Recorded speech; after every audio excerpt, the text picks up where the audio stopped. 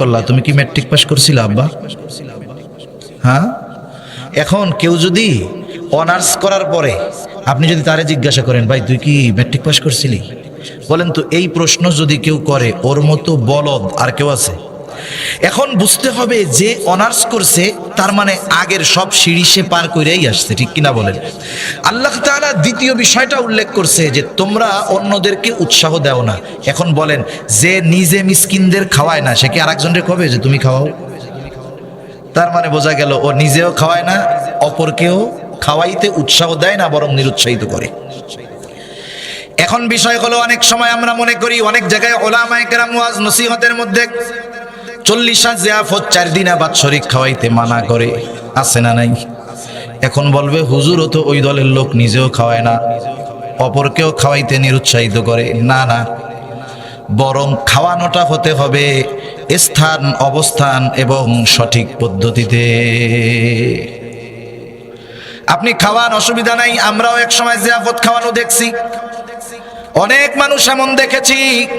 কারণ আমার আর আপনাদের সংস্কৃতি, সভ্যতা এটা অনেক দূরত্বের নয়। এই আশেপাশের সব এলাকার তবিয়ত প্রায় এক ধরনের। আমরা তো দেখি একজনের বাবা 5 বছর ঘরে পড়ে আছে, কোনোদিন চিকিৎসা করায় নাই। বাবা মারা যাওয়ার পরে সুদের টাকা দিয়া গরু কিনা বাবার জিয়াফত খাওয়ায়। এর মতো বুজুর্গ সন্তান আর দুনিয়ায় আছে?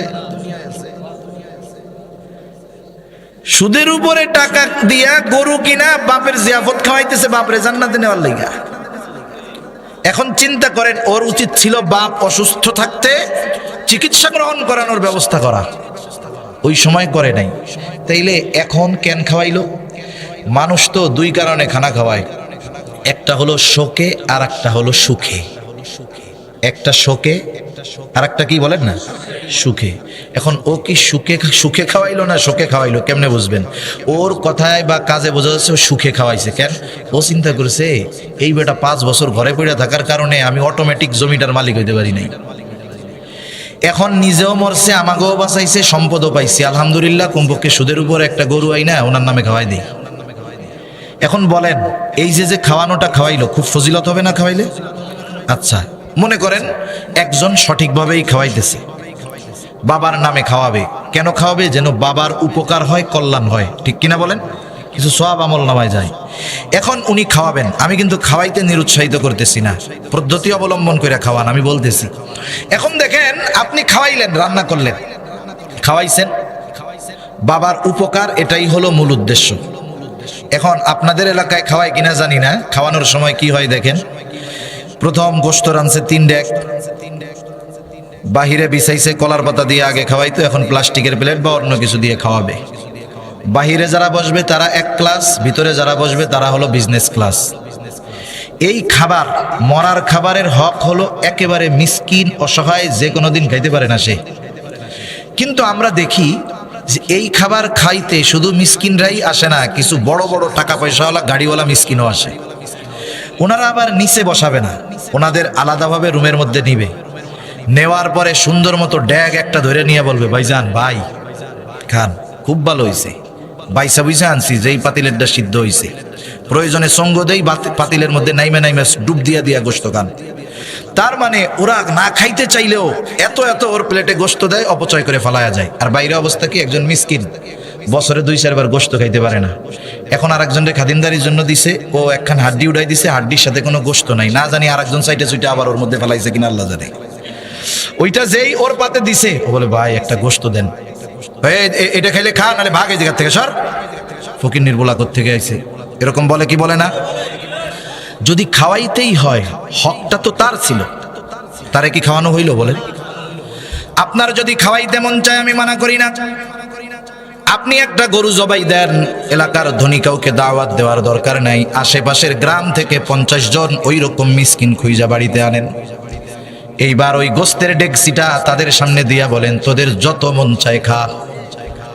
এখন সমস্যা হলো, ওদেরকে খাওয়াইলে তো নাম হবে না। যদি টাকাওয়ালা, সম্পদওয়ালা, পয়সাওয়ালাদেরকে খাওয়ানো হয়, খুব নাম হবে। সেই জন্য খাওয়ানো মানা নয়, কিন্তু খাওয়ানোর পদ্ধতি যদি ঠিক না হয়, খাওয়ানোতে কোনো লাভ নাই। ওই যে গরিব মানুষ যে সারা মাসে একবার গোস্ত খায় না, যদি বাবরচির রান্নার সময় একটু ঝালও হয় ও বদনাম করবে না, একটু লবণ কম হইলেও সে কিছু বলবে না, গোস্ত যদি কম সিদ্ধ হয় কিছু বলবে না, ও খাইয়া আলহামদুলিল্লাহ বলে চলে যাবে। কিন্তু আমার মতো মানুষ যে প্রায় দিনেই খায়, এরে যদি গোস্ত খাওয়ানোর শেষে তিনজন একসাথে চলতেছে, বলে দোস্ত কেমন হইলো, আর একজনকে দূর ওটা জবর ফাজিল কি হয়েছে, কয় দেখিস না এই যে বিরিয়ানি রাঁধছে এর মধ্যে এমন ভাবে গোলাপ জল দিছে যাতে ঘেরা নেই অর্ধভোজন হয়ে যায়, মানে পাবলিক জানি না খাইতে পারে, ঘেরা নেই কুপকার। আর একজনকে কি গোস্ত যে রানলো, কোত্থেকে যে বাবস্তি আনছে, আমার মনে হয় ইচ্ছা করে ঝাল বেশি দিছে রে, আমি খাইতে পারি নাই। আর একজন বলে তুই খাবি কেমনে, গোস্ত টাইনা ছিড়ার লাগে তো বুলডোজার দরকার ছিল, যে শক্ত। আর একজনকে ও আসলে আমাকে ফাঁকি দিছে, ও মনে হয় একবারে মরা তাজা যেটা ছিল বাজারে অসল গরু ওইটা কম দামে কিনাই না আমাকে খাওয়াইছে। এখন বলেন তো, যেই লোক খাওয়াইলো তার সামনে যদি ওই আল্লাহর বান্দারা এই কথাগুলো বলে, ওনার খুব খুশি লাগবে না? ভারী খুশি লাগবে না? ভারী খুশি লাগবে। এখন দেখেন, এক নাম্বার হলো হাদিসের মধ্যে আসছে খাবারের দোষ ত্রুটি বর্ণনা করা। আমি দাওয়াত দিয়ে খাওয়াইয়া ওদেরকে খাবারের দোষ ত্রুটি বর্ণনা করার সুযোগ দিয়ে দিলাম, কারণ ওরা তো প্রত্যেক দিন খায়। কিন্তু যে না খায় জীবনে মাসে একবারও পায় না, ওরে খাওয়ানো কিচ্ছু বলবে না, বলবে আলহামদুলিল্লাহ যা খাইছি ভালো খাইছি। আবার দেখেন আর একজন যখন বলবে দেখ আমাদের সাথে সিটিংবাজি করছে, দাওয়াত দিয়ে আইনা একবারে বুড়া গরু খাওয়াইছে যাতে না খাইতে পারি। এই যে ওই লোকের বিরুদ্ধে একটা মিথ্যা ধারণা করা হলো, এটা হলো কবিরা গুনাহ। একটা কবিরা গুনাহ, একটা গীবতের গুনাহ এক পাল্লায় যদি রাখা হয়, সারা জীবন মানুষকে খাওয়ানোর সওয়াব যদি এক পাল্লায় রাখা হয়, কোনো সন্দেহ নাই গীবতের গুনার পাল্লাটা ভারী বেশি হবে। সেই জন্য আপনি যদি খাওয়াইতে চান, খাওয়াবেন আল্লাহ তাআলার জন্য, এই খাবারের উপযুক্ত যে আপনি তাকে খাওয়ান, কোনো অসুবিধা নাই। কিন্তু বাস্তবতা হলো এটা হয় না। নবীজিও সাধারণভাবে খাওয়ানোর ফজিলতের কথা বলছেন। একজন লোক নবীজির কাছে আইসা প্রশ্ন করতেছে, আইয়ুল ইসলামি খাইর, ইসলামের মধ্যে সর্বোত্তম আমল কোনটা? নবীজি ছিলেন উম্মতের রুহানি ডাক্তার। একই প্রশ্ন যদি একাধিক ব্যক্তি করত, ব্যক্তির অবস্থা বুঝা নবীজি জবাব দিতেন। এই ব্যক্তির প্রশ্নের জবাবে নবীজি বললেন, তুতঈমুত তাআম ওয়া তাকরাউস সালাম আলা মান আরাফতা ওয়া মান লাম তারিফ। নবীজি বলেন, তুমি মানুষকে খানা খাওয়াও আর পরিচিত অপরিচিত সবাইকে বেশি বেশি সালাম দাও। তাহলে মানুষকে খানা খাওয়াও, নবীজি কোনো স্তর বিন্যাস করেন নাই। একজন ফকির গরিব মানুষ, সেও যদি আল্লাহর সন্তুষ্টির জন্য কোটিপতিকে খানা খাওয়ায়, বলেন তো ফজিলত আছে না নাই? আপনি আপনার সন্তানকে বিবাহ দিয়েছেন, অলিমা করবেন, মেয়ের বিবাহ দিবেন, সামর্থ্য আছে, ছেলের বিবাহ দিবেন, আত্মীয় স্বজন দাওয়াত দিয়ে খাওয়াইছেন, বলেন তো আল্লাহর জন্য যদি খাওয়ানো হয় ফজিলত আছে না নাই? কিন্তু খাওয়াইয়া টাওয়াইয়া যদি এক দরজা রাখছেন, টেবিল একটা পাইতা বসছেন, তাইলে ফজিলত আছে না নাই? আছে তো, টাকা পয়সার ফজিলত আছে না? এইটাই তো বড় ফজিলত। আবার কতজন কিন্তু ফর্দ রাইখা দেয়, মনে করেন উনি দাওয়াত দিছে, দেখে যে ওরা আইসা 5 জন খেয়ে দিছে 1000, 2 বছর পরে দাওয়াত দিছে, ওই ফর্দ বাইর করে যে ওগো তো আমরাও দাওয়াত দিছিলাম, দেহ তো কয় টাকা দিছিল। এখন বউ কয় যে ওরা কিন্তু 5 জন আইসা খাইছে, আচ্ছা টাকা দিছে কত? কয় টাকা দিছে তো 1000, তাহলে 200 করে ভাগে পড়ছে, দেখা তো লস হয়েছে মনে হয়। এইবার ওরা চিন্তা করে আমরাও শোধ নিমু কেমনে। এইবার বিয়ার দাওয়াত দিছে, ওনরা তো 2 জন আর কেউ নাই, এবার মাইয়ারে ফোন দিছে, এই অমুক দিন অমুকে দাওয়াত দিছে, নাতিপুতা সবাইরে নিয়ে আসিস। এইবার কয়জন নই আইসা এক টেবিলে বসে আর কি না, এক টেবিলে 10 জন খেয়ে দেয়, টাকা দিয়ে দিছে 1000। কয় দেখ দিছি দিছি টাকাইয়ে। পাবলিকও চালাক কম না। আগে শহরে মানুষ বিবাহ দিত, একটা কার্ড দেওয়া যাইতো, বলতো আপনাদের সবার দাওয়াত। এখন মানুষও তো চালাক, চিন্তা করে বিয়া খাইতে যাবো, একা যাবো কেন, টাকা তো দিতেই হবে। এইবার সবাই আইনা টাই না, মেয়েরে খবর দেয়, ছেলেরে খবর দেয়, সবাইরে খবর দিয়া এক কার্ডে 10 জন ওই কমিউনিটি সেন্টারে ঢুইকে ধুমসে খাইয়া দেয়। যে টাকা দেয় তাতে যা খাইছে তার চাইতে বিল আরো কম দেয়। মানুষও চালাক হয়ে গেছে, চিন্তা করছে এই সিস্টেম তো হবে না, কি করা যায়। এখন এক বাড়ি গেছে দাওয়াত দিতে, আপনারা জানি কয়জন? আমরা তো 5 জন। ধরেন এই যে 5টা কার্ড আপনাদের দাওয়াত, লেখা থাকে অনলি ফর 1 পারসন। এক কার্ডে কয়জন? এখন কমিউনিটি সেন্টারের সামনে গেছে, গেটে ঢুকতে তো হবে, ওই দিন গেটে লোক থাকে। ওরা চিন্তা করে আমরা যদি কেউ থাকি, আত্মীয় স্বজন যদি কেউ চলে আসে, যদি কার্ড না থাকে তাহলে তো লজ্জায় হইলেও ঢুকতে দিতে হবে। অপরিচিত একটারে দাঁড়া করায় দেয়া কয়, শোন আমার আব্বাও যদি আসে, কার্ড যদি না থাকে ঢুকতে দিবি না, ঠিক আছে? বলে হ্যাঁ স্যার ঠিক আছে। এবার আপনি তো কার্ড নিয়ে গেছেন একটা, সাথে লোক নিয়ে গেছেন 3 জন, যখন ওই অপরিচিত লোকরে এক কার্ড দিয়ে 3 জন ঢুকতে যাবেন, ঢুকতে দিবে? এখন এক কার্ডে একজন ঢুকবে, খাইয়ে কি 1000 টাকার কম কি দিতে পারবে? আর যে সিস্টেমে রান্না বান্না হবে, যতই পেটুক হোক, সহজে 1000 টাকা খাইতে পারবে না। তাহলে দেখেন পাবলিকও চালাক আছে, ওরা চিন্তা করে যেহেতু বিজনেস ধরছি, বিজনেসটা সিস্টেম চেঞ্জ করে ফেলাই। এখন এই ধরনের দাওয়াত দিয়ে খাওয়ানো, এটা হলো সভ্য সমাজের এক ভদ্রবেশে ডাকাতি। কি বলেন? ভদ্রবেশে ডাকাতি। আপনি খাওয়ান, আল্লাহর জন্য খাওয়ান, ফজিলত আছে। সাহাবায়ে কেরাম খাওয়াইয়া প্রতিদান চাইতো না, তারা খাওয়াইয়া কি বলতো? ইন্নামা নুতইমুকুম লিওয়াজহিল্লাহি লা নুরিদু মিনকুম জাযাআও ওয়ালা শুকুরা। সাহাবায়ে কেরাম খাওয়া বলতো ইন্নামা নুতইমুকুম লিওয়াজহিল্লাহ, আমরা তোমাদেরকে আল্লাহর জন্য খানা খাওয়াইছি, যেহেতু আল্লাহর জন্য খাওয়াইছি, প্রতিদান দিবেন কে? লা নুরিদু মিনকুম জাযাআও ওয়ালা শুকুরা, আমরা তোমাদের কাছে কোনো বিনিময় চাই না, কোনো প্রতিদান চাই না।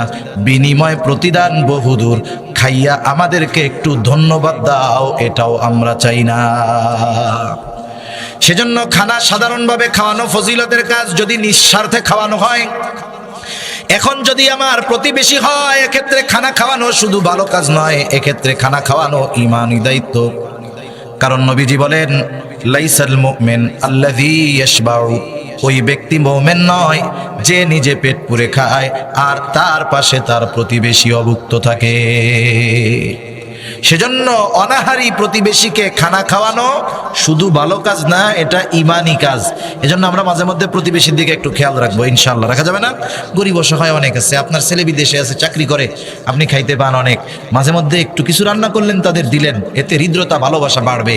আরে আপনার আমার আত্মীয় স্বজন ধনী যত বড় থাকুক না কেন, প্রতিবেশীর সাথে যদি আমার ভালো সম্পর্ক না থাকে, আমি যদি তাদেরকে শুধু হেডাম দেখাই যে আমার চাচা কিন্তু একটা ডিসি, আমার ভাই কিন্তু একজন এসপি, এখন মনে করেন আপনি একদিন গভীর রাতে স্ট্রোক করছেন, ওই এসপি ডিসি আছে ঢাকা, এখন ওরা যদি পাশের থেকে বলে তোর এসপি ডিসি আছে না, তোরে তারা হাসপাতালে নিয়ে যাবে, ওরা আসতে আসতে আপনার হায়াত শেষ। এজন্য সর্বক্ষেত্রে দেখবেন, যখন মানুষ বিপদে পড়ে, ধনী মানুষ বিপদে পড়লে ধনী মানুষ অগ্রসর হয় না, বরং আশেপাশের গরিবরাই আগে সহযোগিতার জন্য দৌড়ায়। ঠিক কিনা বলেন? এজন্য আমার আপনার প্রতিবেশী যদি অভাবী দরিদ্র থাকে, তাদের সাথে আমরা আমাদের হৃদ্রতা, ভালোবাসা, মহব্বত বাড়াবো। আর মিসকিন অসহায়দের খানা খাওয়ানো, এটা তো আরো ফজিলতের কাজ। এই কাজটা নিজেও করব, অন্যকেও উৎসাহ দিব যে ভাই মিসকিনদের খানা খাওয়াও, এতে আল্লাহ তাআলা বরকত দিবে।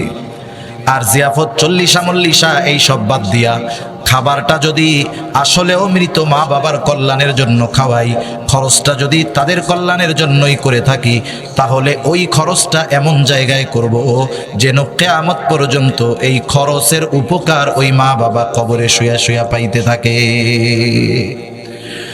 মসজিদে একটা মসজিদ বানায় দেন, টাকা আছে, আপনার টাকা পয়সা আছে, মাদ্রাসা বানায় দেন, একটা ঘর করে দেন, খরচটা দিয়া একজন ইয়াতিম অসহায়কে আলেম বানানোর চেষ্টা করেন, এগুলো আসল কাজে লাগবে।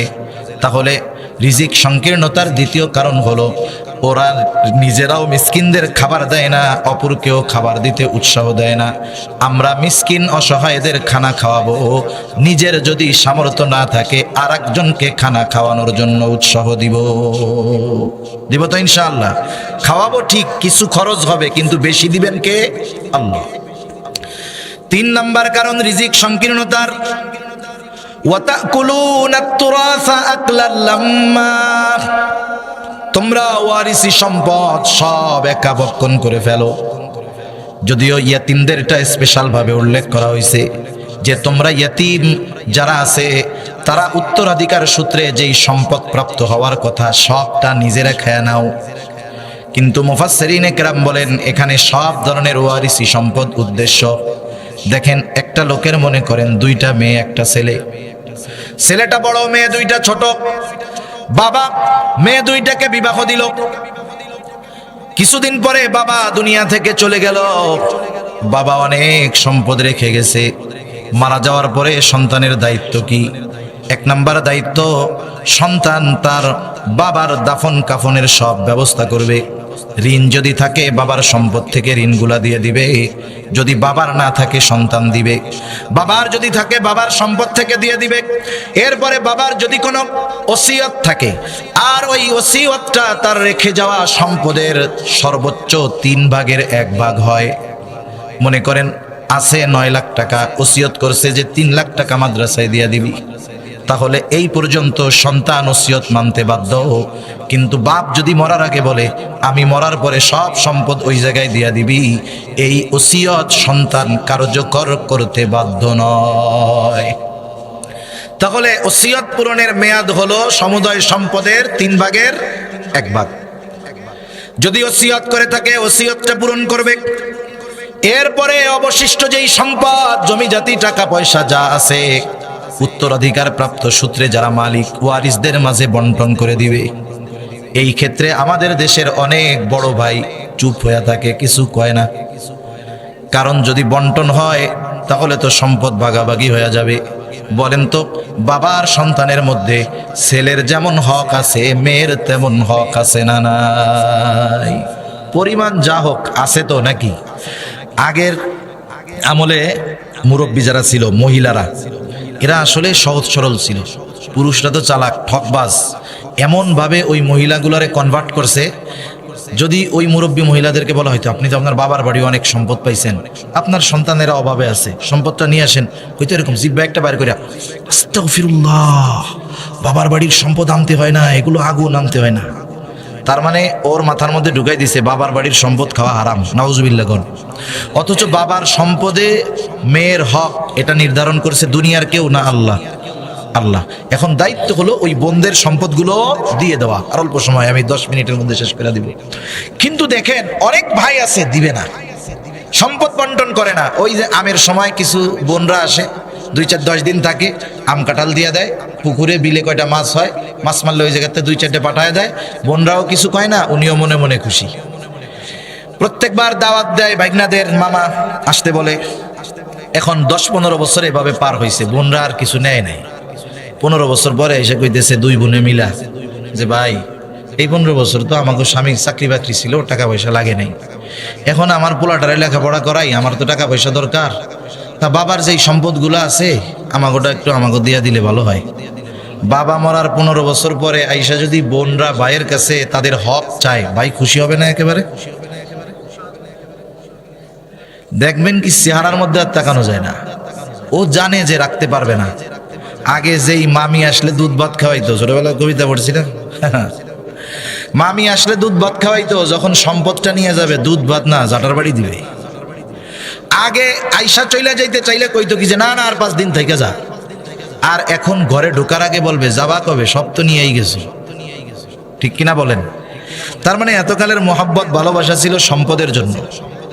এখন দেখেন এই যে সম্পদটা, এই ওয়ারিসি সম্পদ, ওর ধান্দা ছিল সব একা খাবে। সেই জন্যই তো হকটা ফেরত দিতে তার কষ্ট হয়। মানুষ মনে করে আমি বোনদেরকে ঠকায়া, ফুফুদেরকে ঠকায়া, প্রতিবেশী গরিবরে ঠকায়া, বাইরে ঠকায়া, বোনরে ঠকায়া আমার নামে জমিজাতি বেশি হইতেছে, সম্পদ বেশি হচ্ছে, অনেক টাকা পয়সার মালিক হচ্ছি, কাজ হবে না। আল্লাহ তাআলা বলেন দেখা যাবে অত, এমন এক রোগ হবে ওর 3 ডাবল যাবে, সব বেচবি, এও তুই বাঁচতে পারবি না। ঠিক কিনা বলেন? সেজন্য আল্লাহ রাব্বুল আলামিন বলেন ওয়ারিসি সম্পদ সব তোমরা একা ভক্ষণ করো, মনে রাখো এটাও রিজিক সংকীর্ণতার কারণ। অন্যেরটা মারবা আর সুখে শান্তিতে ভোগ করবা, সেটা হবে না। 4 নম্বর কারণ আল্লাহ তাআলা বলেন ওয়াতাকুলু নাতুরাসা আকলাল লাম্মা ওয়া তুহিব্বুনাল মালা হুব্বান জাম্মা। পরিপূর্ণ দুনিয়ার মোহাব্বত। কোন কোন মুফাসসির বলেন এই যে 3টা কর্ম মানুষ সম্পাদন করে, কারণ মানুষ দুনিয়াতে যত পাপ আছে সব পাপের সাথে দুনিয়া জড়ায়া আছে। মানুষ সুদ খায় পাপ, আখেরাতের জন্য খায় না, দুনিয়ার জন্য খায়। মানুষ আরেকজনের বিরুদ্ধে মামলা দেয়, মাথা ফাটায় ফেলে, একদল আর একদলকে মাথা ফাটায় ফেলে, অত্যাচার করে, জুলুম করে, আর একজনের ডামাইরা খায়, ঘুষ খায়। বলেন তো দুনিয়ার জন্য নাকি আখিরাতের জন্য? দুনিয়ার জন্য। তার মানে যত পাপ আছে সব পাপের পেছনে আছে দুনিয়া। এই জন্য নবীও বলেন হুব্বুদ দুনিয়া রাসু কুল্লি খাতিআ, দুনিয়ার মোহাব্বত সকল গুনাহের মূল। যার মধ্যে দুনিয়ার মোহাব্বতটা পরিপূর্ণভাবে ঢুইকা যায়, সে ইয়াতীমের সাথে খারাপ আচরণ করতে পারে, সে মিসকিনদের সাথে খারাপ আচরণ করতে পারে। যার মধ্যে দুনিয়ার মোহাব্বত প্রবল হয়ে যায়, সে ওয়ারিসি সম্পদ সহ অন্যের হক মাইরা খাইতে পারে।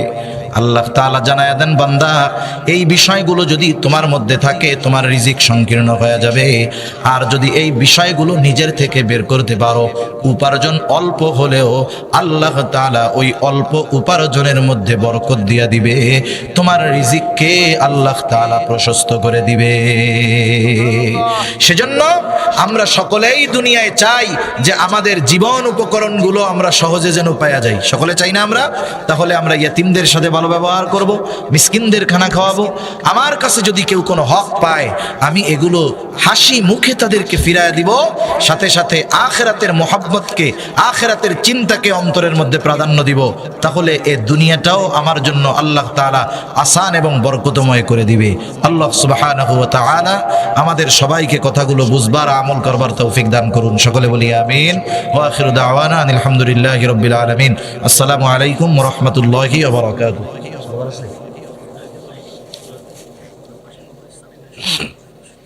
আমরা দুরূদ শরীফ পড়ি। আল্লাহুম্মা সাল্লি আলা মুহাম্মাদ ওয়া আলা আলি মুহাম্মাদিন কামা সাল্লাইতা আলা ইব্রাহিম ওয়া আলা আলি ইব্রাহিম ইন্নাকা হামিদুম মাজিদ।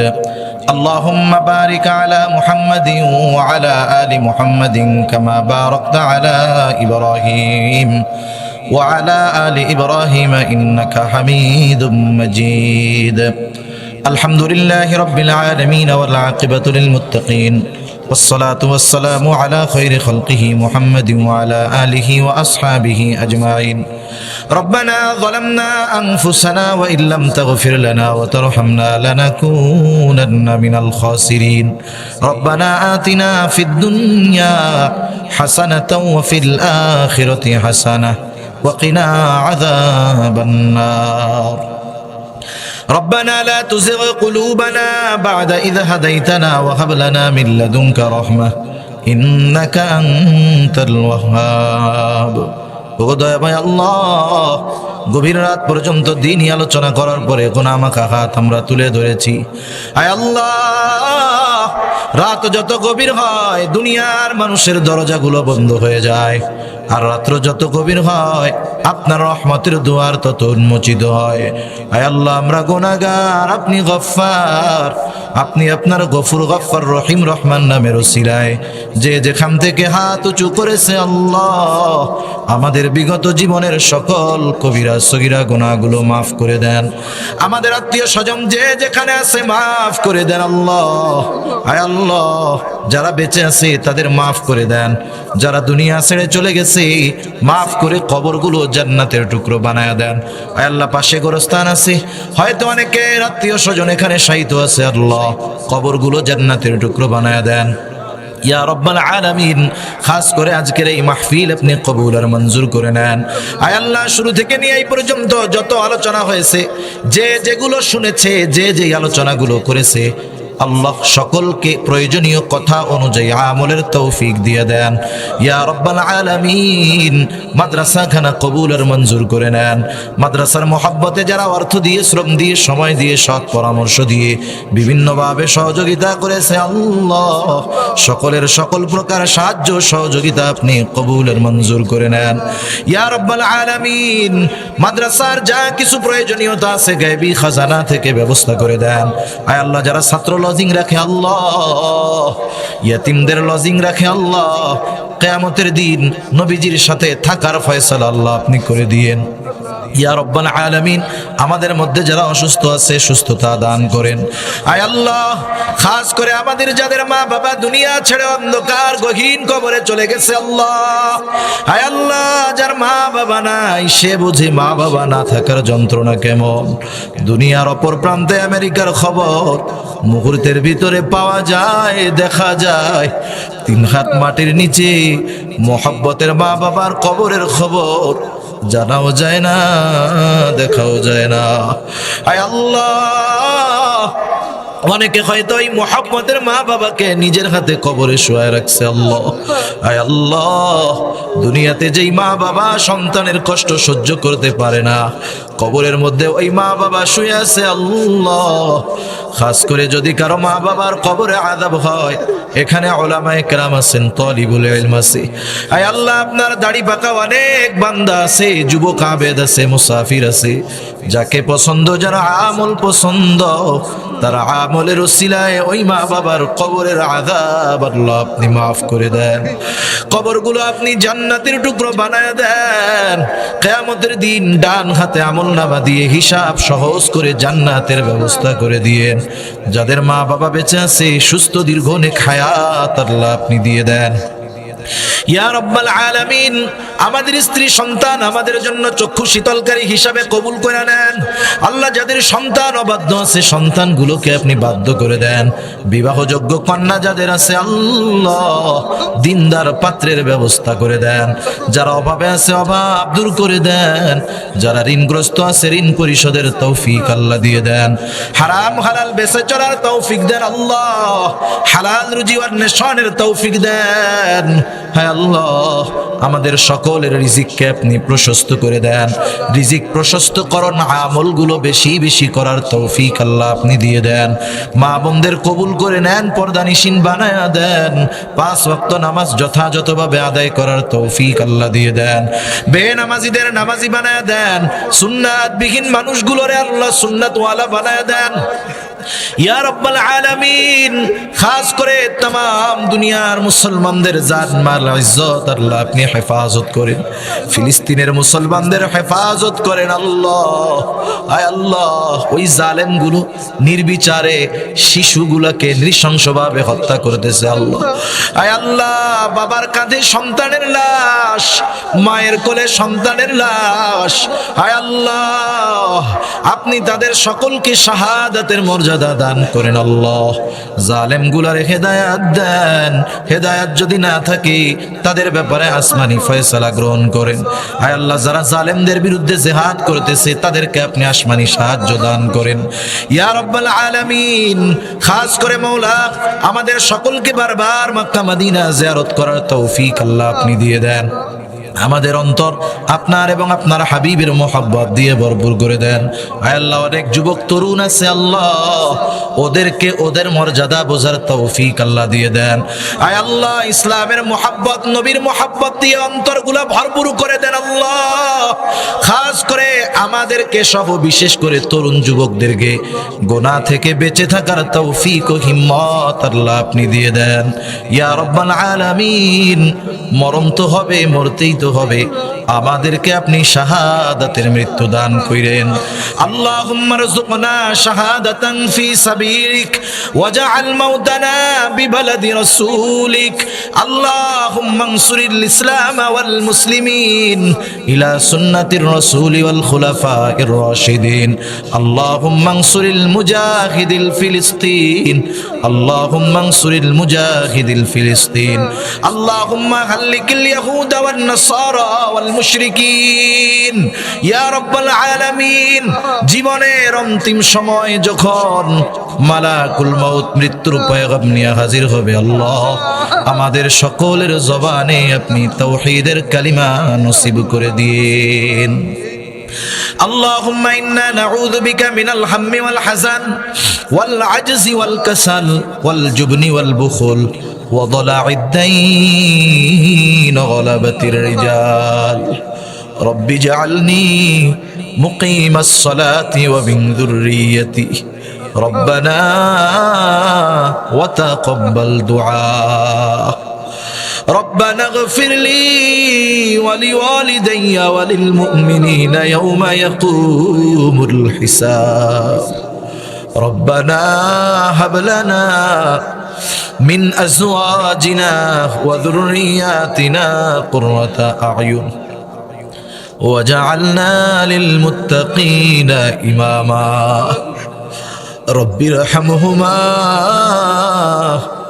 كما ربياني صغيرا رب ارحمهما كما ربياني صغيرا وصلى الله تعالى على خير خلقه محمد وعلى آله وأصحابه أجمعين آمين برحمتك يا أرحم الراحمين.